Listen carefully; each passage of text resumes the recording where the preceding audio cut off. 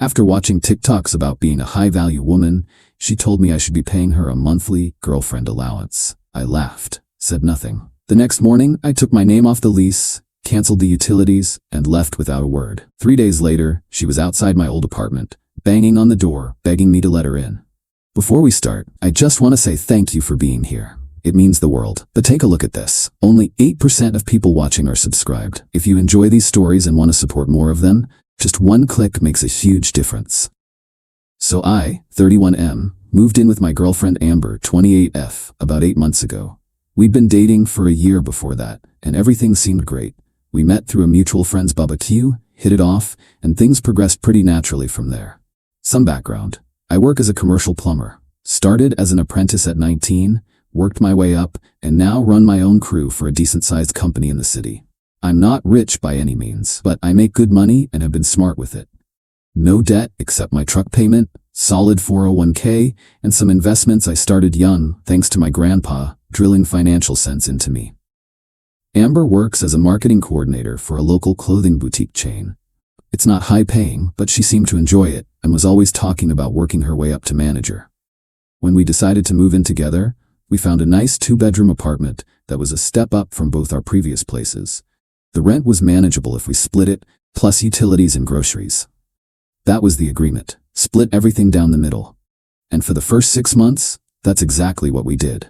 We'd Venmo each other for bills, take turns grocery shopping, and everything was fair. I even did most of the cooking, since I'm better at it and get home earlier most days. About 2 months ago, I started noticing changes in Amber. She was constantly on her phone watching these TikTok and Instagram videos about leveling up and being a high-value woman. At first, I didn't think much of it. People get into different social media trends all the time, right? But then she started making comments. Little things at first. Jenny's boyfriend pays all their rent so she can save for designer bags. Did you know Mike gives Sarah a monthly spending allowance? She doesn't even have to work. All these finance guys on TikTok say a real man provides completely for his woman. I mostly just nodded along or changed the subject. Wasn't worth arguing over some random internet crap. Or so I thought. Then last week, Amber sat me down for what she called a relationship upgrade discussion. I still remember exactly how it went down. We were having dinner, chicken stir-fry I'd made after working a 10-hour day fixing burst pipes at an office building downtown. So, I've been thinking about our financial arrangement, she started, putting her fork down. And I don't think it's really working for me anymore. I figured maybe she was struggling with her portion of the rent or something. Everything okay with work? We can adjust the split if things are tight right now. She laughed like I'd said something ridiculous. No, that's not it. I've been doing a lot of research and self-improvement lately, learning about what it means to be a high-value woman. I took a drink of water, already getting a bad feeling about where this was headed. The thing is, she continued, in a truly balanced relationship, men and women bring different things to the table. I bring beauty, supportiveness, and feminine energy. You're supposed to bring resources and provision. I put my fork down. What exactly are you saying here, Amber? I'm saying that splitting bills 50-50 is actually a raw deal for women. I cook. I do most of the cooking, I interrupted. She waved this off. I maintain our social calendar. I make this place a home. I put effort into my appearance. That's actual work that I'm not being compensated for. Compensated? We're in a relationship, not an employment contract. That's such a typical response, she sighed, like she was dealing with a child. Look, I've decided that I shouldn't be paying rent or utilities anymore. That should all be on you. I stared at her, thinking this had to be some kind of weird joke. You can't be serious. I'm absolutely serious. And actually, she pulled out her phone and showed me a calculator app with some numbers punched in. I think you should be paying me a girlfriend allowance of $2,000 a month. I nearly choked. A what now? A girlfriend allowance. All the high-value relationship coaches recommend it. It acknowledges the uncompensated labor women do in relationships and allows me to invest in myself to be an even better partner to you. I looked at her, really looked at her, trying to see if this was the same woman I'd fallen for a year and a half ago. The woman who'd insisted on paying for her own meal on our first date, because that's what equals do. Let me get this straight, I said slowly. You want me to pay all of our rent, all of our utilities, and then give you $2,000 a month on top of that? For what, exactly? She rolled her eyes. For being your girlfriend, obviously. For emotional support and creating a beautiful environment. For being loyal. Is that something you think you should be paid for? Being loyal? Ugh. She threw her hands up. You're not listening. This is how modern relationships work now. All the coaches say that 50-50 is for roommates, not romantic partners. If you really valued me, you'd understand that. I laughed. I couldn't help it. It just came out. Her face darkened. What's so funny? Nothing. Absolutely nothing is funny about this conversation. I got up and cleared my plate. Suddenly not hungry anymore. For the rest of the night, I was quiet. Amber seemed to take this as me processing her proposal and kept sending me TikTok links to videos featuring women explaining why they deserve to be financially supported while bringing nothing tangible to the relationship. I didn't argue, didn't engage, just nodded and said I needed to think about it. That night, I lay awake for hours, thinking about our entire relationship. Had I missed signs of this entitlement all along? Or was this genuinely new behavior triggered by whatever social media rabbit hole she'd fallen down? Either way, I knew I couldn't continue with someone who fundamentally viewed our relationship as a transaction where I was expected to pay for her presence in my life. The next morning, I got up early while Amber was still asleep. Called into work and told my boss I needed a personal day, first one I'd taken in over a year. He didn't even question it. Then I made some calls. First, to the apartment management office, where I explained I needed to remove myself from the lease. Since we were month to month at this point, our original lease had converted after 6 months. They said it would be no problem as long as Amber stayed on. They emailed me the paperwork, which I printed at the UPS store down the street, signed and returned in person. Next, I called the utility companies. Electric, gas, internet, all were in my name. I arranged for service to end the following day, giving Amber a small buffer. Each one asked if I wanted to transfer service to another name. I declined. Then I started packing. I didn't take anything we bought together, just my personal belongings, clothes, tools, and a few kitchen items that were specifically mine from before we moved in. Packed it all in my truck in 3 quick trips while Amber slept in. She never got up before 9 on workdays. Left my key on the counter along with a short note. Amber, I've thought about your proposal and decided we want different things from a relationship. I've removed myself from the lease and canceled the utilities effective tomorrow.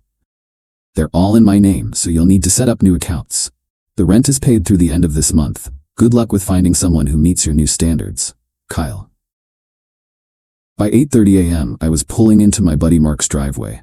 He's divorced and has a spare room he'd been trying to rent out anyway. When I explained the situation, he just shook his head and helped me carry my stuff inside. Girlfriend allowance? That's a new one, he said as we cracked open beers that night, even though it was a Tuesday. Yeah, apparently I'm supposed to pay her for the privilege of her time, I replied, like some kind of subscription service. I turned off my phone that night, knowing Amber would eventually wake up, find my note, and blow up my notifications. I wasn't interested in the drama.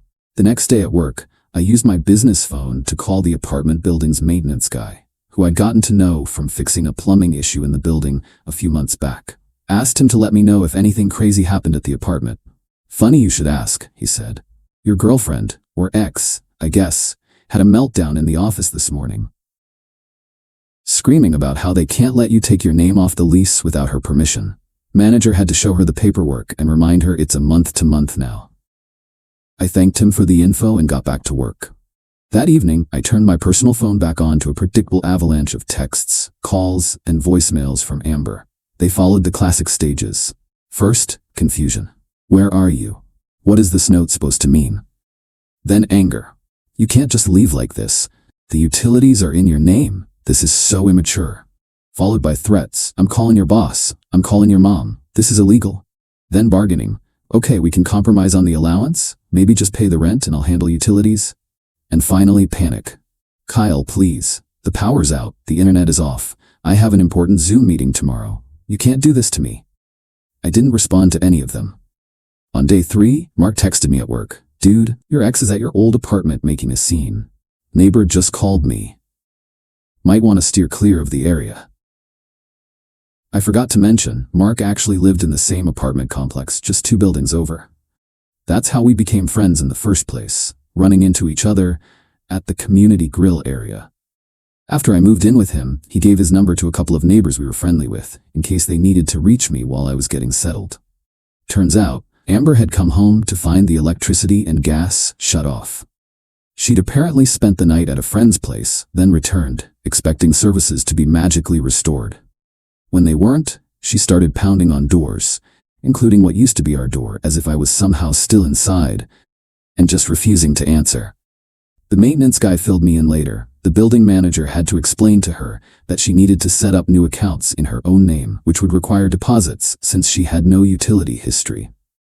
And she'd need to provide proof of income, showing she could afford the apartment by herself or find a new roommate.